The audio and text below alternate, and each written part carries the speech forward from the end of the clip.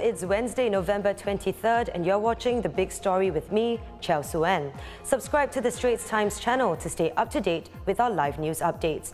Now, the start of a new era could be in sight for Manchester United fans, with the club being effectively put up for sale. In a statement released, the club said that they are exploring strategic alternatives, which include new investment opportunities. The Glazer family, which took control over United in 2005, have had to deal with years of fan protests, as well as declining on-field performances. The news of the sale was preceded by the announcement of the mutual termination of Cristiano Ronaldo's contract with the club. Sports correspondent David Lee is here with more. Thanks for joining us today, David. So, the Glazer family has effectively put the club for sale after years of fans' protests against the way the club was managed. And fans have been calling for a change of ownership for almost as long, a call that has gone largely ignored. So what has led to the decision and why now? Right, so a bit of history first. The Glazers bought Manchester United for £790 million in 2005. Have been financing the club through debt. 17 years on and United are still around £500 million in debt. So some of Cristiano Ronaldo's outbursts earlier on was valid.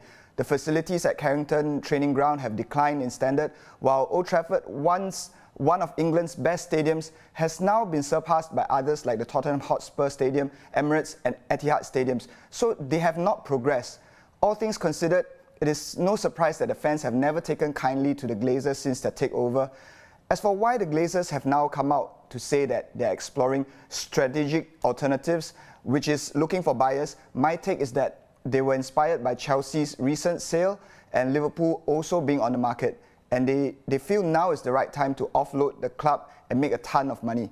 In Chelsea's extraordinary case, where previous Russian owner Roman Abramovich was forced to sell, it was against a backdrop of the Russia-Ukraine war and the government putting pressure on them to sell. So people thought it was going to be a fire sale, but they ended up selling for a record amount. So with Manchester United potentially valued at some £5 billion, who could possibly buy the club?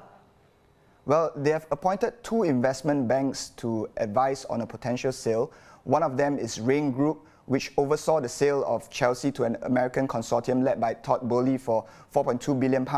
I spoke to Rain Group's co-founder Joe Ravitch in September, and he told me they had more than 250 inquiries about Chelsea and ended up with 26 strong bids.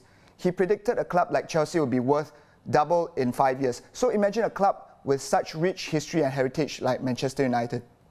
So I don't think they will lack buyers, and as crazy as it sounds, based on Joe's estimate, $5 billion would be a bargain for a club like United.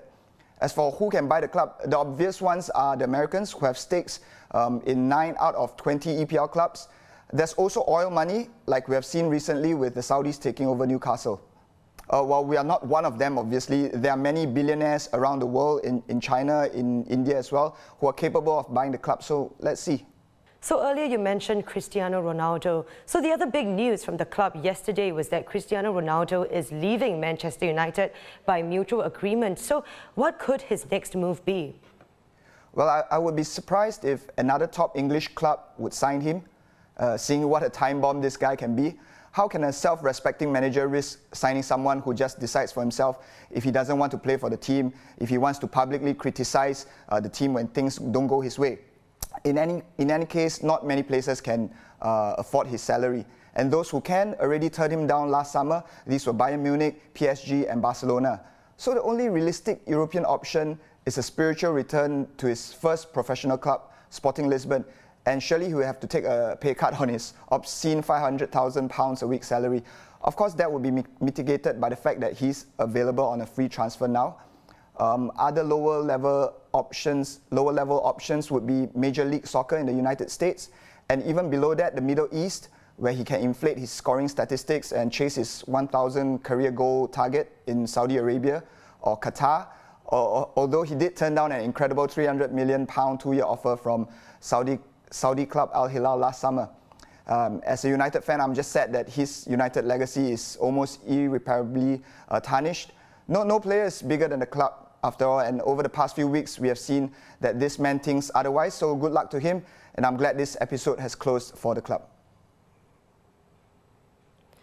So sounds to me like the future for Manchester United and Ronaldo remains very much open. Thank you for your insight. This has been sports correspondent David Lee.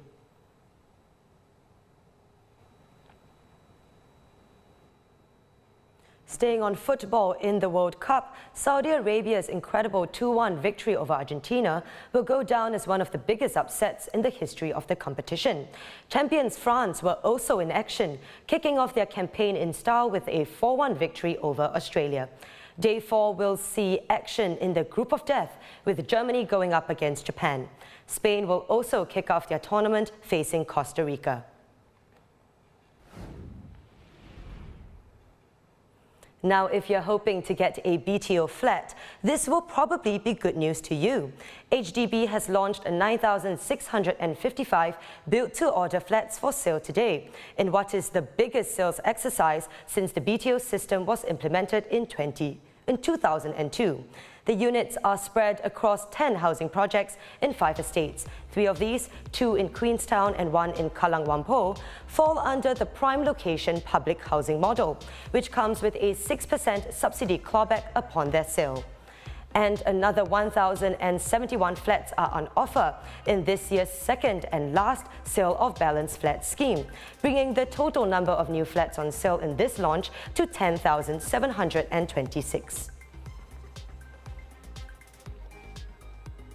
Mixed results from the latest COE bidding exercise, with one category hitting record high premiums. Category C, which is for commercial vehicles, ended at a record $81,802, which is a 7.2% increase from the previous exercise. Premiums for Category A also reached a near 10-year high, ending at over $90,000. The remaining categories, which reached record highs in the last bidding, saw decreases this round. And Singaporeans are seeing some relief from rising prices. For the first time in 8 months, core inflation fell in October to 5.1% year-on-year, while headline inflation, which includes private transport and accommodation costs, fell to 6.7%. In a separate announcement, authorities expect the Singapore economy to grow by 0.5 to 2.5% next year as global demand weakens. And in other news, platform workers in Singapore will soon see better workplace protection, as the government today accepts all 12 recommendations by the Advisor Committee on Platform Workers. The committee was convened in September last year to look at bolstering gig workers' protection. The new policies will take to the later half of 2024 to kick in at the earliest. In a press conference, the chairperson of the committee broadly outlined the recommendations. Platform companies to provide the same scope and level of work injury compensation as employees' entitlement under Work Injury Compensation Act to ensure sufficient financial protection when they are injured at work. Platform companies and workers to have the same level of CPF contribution rates as that for employers and employees. However, we should respect the diverse needs of workers and focus on those who will benefit most, while preserving flexibility of choice for the rest of the workers. Finally, platform workers to have the right to seek formal representation through a new representation framework assigned for platform workers. And for the 37,000-odd students who took the PSLE this year, relief for most as their results came out today. Similar to last year, 98.4% of the batch did well enough to progress to secondary school. This is the second year the PSLE has been held under the new achievement level scoring system. This year, 68.4% of the cohort qualified for the express course in secondary school. Another 18.7% are eligible for the normal academic course and 11.3% for normal technical. And finally, Malaysia's search for a new Prime Minister continues 4 days after the general election. In a new development, the King will be meeting his fellow rulers tomorrow to seek their opinions on the political deadlock. Sultan Abdullah Ahmad Shah had proposed a unity government comprising Pakatan Harapan and Perikatan Nasional, but PN Chief Muhyiddin Yassin ruled out working with PH. The two coalitions emerged from the polls with the most seats, but they don't have enough to form the required 112-seat majority in Parliament.